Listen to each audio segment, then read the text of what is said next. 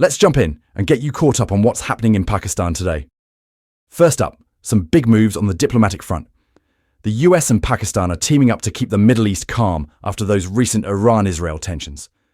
Secretary Rubio and Prime Minister Shehbaz Sharif had a call, agreeing to work together for regional peace and making sure Iran doesn't get nuclear weapons. Pakistan's also talking with Saudi Arabia, China, and Qatar to cool things down. It's a lot of behind-the-scenes work, but the goal is to avoid another crisis. Switching gears to the economy, Pakistan's growth hit just 2.6% this year, missing the 3.6% target. Exports have dropped for the second month in a row, and industrialists are sounding the alarm. They're warning of protests and even strikes if the government doesn't step up. With these challenges, many businesses are eyeing the Gulf for better opportunities. On the society front, the Punjab Assembly passed a record Rs 5,300 billion budget for 2025-26. No new taxes, but all opposition proposals for cuts were shot down. There's a lot of debate about how this budget will affect public services and jobs, so expect to hear more as it rolls out. For those marking the Islamic calendar, the moon for Muharram has been sighted. That means first Muharram is today, June 27th, and Ashura will be on July 6th. Religious leaders made the call after sightings from across the country, and major cities are gearing up for processions and extra security. And finally, something for the science buffs. There's buzz about a new alien planet discovered by scientists. The planet is bigger than Earth, but smaller than Saturn, and it's got space enthusiasts and students super excited. More details are coming as researchers dig in, but it's already making waves in Pakistan's science circles. That's your quick news fix for today. Let's jump in and get you caught up on what's happening in Pakistan today. The monsoon season is hitting hard. Since June 26th, heavy rains have claimed at least 45 lives and left dozens more injured, especially in KP, Punjab, and Sindh. Rivers are rising, floodwaters are sweeping through cities, and the National Disaster Management Authority is urging everyone to stay alert and avoid risky areas. It's a tense time, and people are watching the skies and the rivers, hoping for a break in the weather. On the political front, there's a lot of back and forth between PMLN and PPP as they try to hammer out a coalition government, both in Punjab and at the federal level. There's some flexibility on both sides, but no final agreement yet. Political leaders are debating not just who gets what seat, but also the bigger questions about the country's direction and whether recent elections were fair.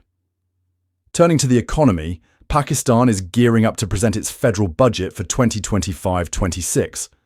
The government's aiming to boost tax revenue, lock in a new IMF bailout, and raise $1 billion through international bonds. They're also pushing to increase the tax-to-GDP ratio, all crucial steps to stabilize the economy and avoid the risk of default. In society news, the government is about to start a new phase of forced deportations, targeting around 1.4 million Afghan migrants, including those registered with the UN or holding proof of registration cards. The deadline for voluntary departure ends today, and authorities are preparing to enforce removals. This move could have a big impact on communities across the country, and there's a lot of uncertainty about what comes next. And finally, some good news in sports. Pakistan's youth girls netball team is on a roll. They just beat South Korea in the Asian Youth Girls Netball Championship, staying unbeaten and topping Pool B. Fans are celebrating, and the team looks strong heading into the rest of the tournament. That's your quick rundown for today. Let's jump in. Big day in Pakistan's political scene. The Supreme Court just backed the Peshawar High Court's decision to keep PTI out of those reserved seats. That means the ruling coalition now has a solid 2/3 majority in the National Assembly, and their grip on the provincial assemblies just got even tighter. The balance of power has definitely shifted. On the government front, Punjab's Chief Minister Mariam Nawaz is expressing real concern over the tragic flood casualties in Khyber Pakhtunkhwa. She set up an inquiry committee, and army teams are on the ground working to rescue and support people hit hardest by the flooding. It's a tough situation, but the response is ramping up fast. Turning to the economy, there's a bit of good news. Inflation is easing, financial conditions are looking up, and the World Bank is now projecting 2.7% growth for Pakistan in 2025. Still, they're clear.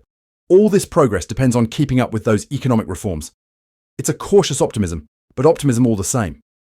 Now, if you're in Karachi, you've probably noticed the rain just won't quit.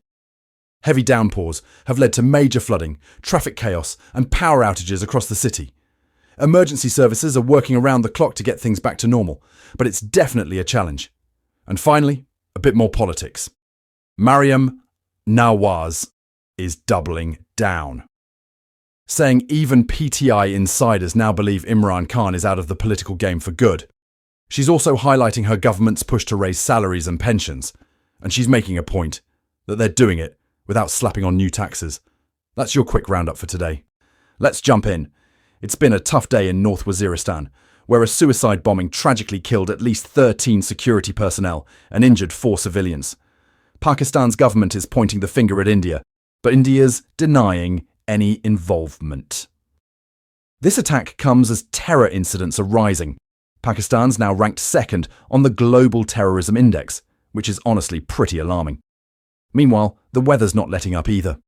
Torrential rains and flash floods have battered Khyber Pakhtunkhwa and Swat, leaving dozens trapped and at least 17 people dead. Homes and roads are underwater in several places, and rescue teams are working around the clock to help people out. Daily life's been thrown off in a bunch of cities thanks to the non-stop rain. Politics are heating up in Punjab too. The assembly's in turmoil after 26 opposition members were suspended, and PTI leaders say they're not backing down. They'll protest inside and outside the building if they have to. The opposition's strategizing their next moves, and the tension's pretty thick right now. On the economic front, there's finally some good news. Pakistan's finance minister just announced a primary budget surplus and the lowest inflation in years, just 0.3%. That's helped boost the country's credit rating, and the government's setting ambitious goals for growth, exports, and green energy. They're even launching a green sukuk program to attract more sustainable investment, which could be a real game changer. And internationally, Iran is warning the US as tensions rise in the region. Pakistan, meanwhile, is celebrating a supplemental award in the Indus Waters dispute and is still pushing for dialogue with India, especially over Kashmir and the recent border incidents. That's the big picture for today. Let's jump in. Big changes at the petrol pump today. Prices for petrol and diesel have shot up again, with petrol now at Rs 272.98 per litre and diesel at Rs 266.79. It's all thanks to rising global oil prices and some fresh taxes. So, if your wallet feels lighter, you're not alone. There's a tiny bit of good news though. LPG prices have dropped a little, which should help some families, but economists are warning this could drive inflation even higher in the coming weeks. Over in Islamabad, President Asif Ali Zardari has just signed off on the Finance Act 2025, sealing a massive Rs 17.57 trillion budget for the new fiscal year. The government's aiming for 4.2% economic growth, but it comes with spending cuts and tougher taxes. Every single amendment from the opposition was shot down, so critics are calling out the lack of public input. Meanwhile, the weather's not letting up. Heavy monsoon rains have triggered serious urban flooding, especially in Punjab and KP, and at least 40 lives have been lost so far. With river levels still rising, authorities are warning of more floods, and rescue teams are working non-stop. More rain is on the way, so it's a tense week ahead for many communities. On a brighter note, Pakistani tech companies are making headlines at the LEAP 2025 conference in Riyadh. Over 100 firms are showcasing everything from AI to fintech to robotics, and they're hoping to land $50 million in new deals. It's a big moment for Pakistan's tech scene, showing the world what local innovators can do. And finally, in world news, Pakistan is urging India to stick to the Indus Waters Treaty after a Hague court ruling. The Foreign Office says the treaty is still valid and wants India to rethink its current policies. Diplomatic tensions are running high, and it's definitely a story to watch as both sides dig in. Let's jump in and get you caught up on what's happening in Pakistan today. Big news on the world stage.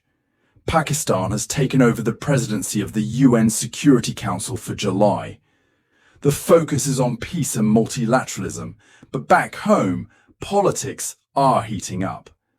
There's some real tension within PTI as key leaders push for dialogue, and Karachi saw clashes between government employees and police. Not exactly a quiet start to the month. Security is top of mind after a targeted terror attack on security forces left multiple casualties. The country's on high alert. Investigations are ongoing, and we're expecting official statements soon. It's a tense atmosphere, with emergency teams on the ground and everyone waiting to see what happens next. On the economic front, there's a bit of good news. Inflation dropped to 3.23% in June. That's got people hoping for an interest rate cut soon, but there's a catch. The government just hiked air cargo rates by up to 100% thanks to rising service costs. And President Zardari has signed off on the finance bill for the 2025-26 budget, setting the stage for the year ahead.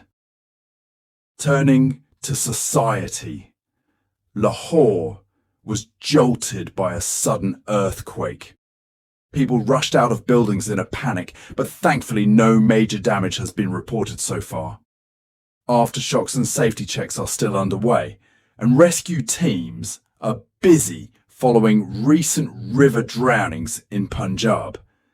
And finally, the weather.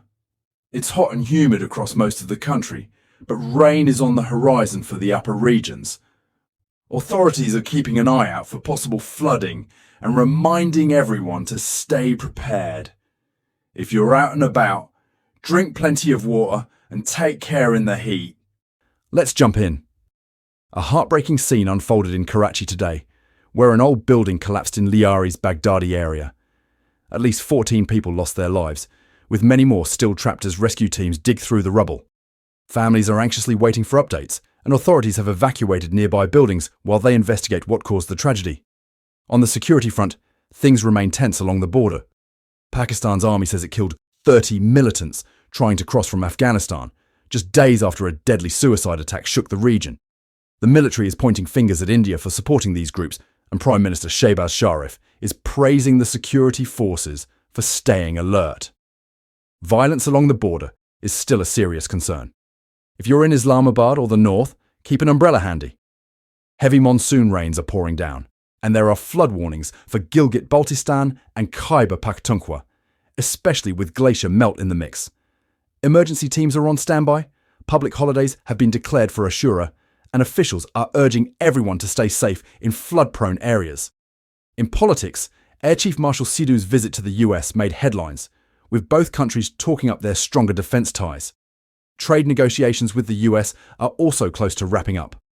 Meanwhile, Prime Minister Shehbaz Sharif met with regional leaders at the ECO summit, pushing for more cooperation on economic and security issues. And finally, a public health crisis in Punjab has sparked outrage. At Pakpatan's DHQ hospital, 20 children have died, leading to an official investigation and arrests ordered by Chief Minister Mariam Nawaz. She's also called for a full audit as concerns grow about hospital conditions and healthcare standards across the province.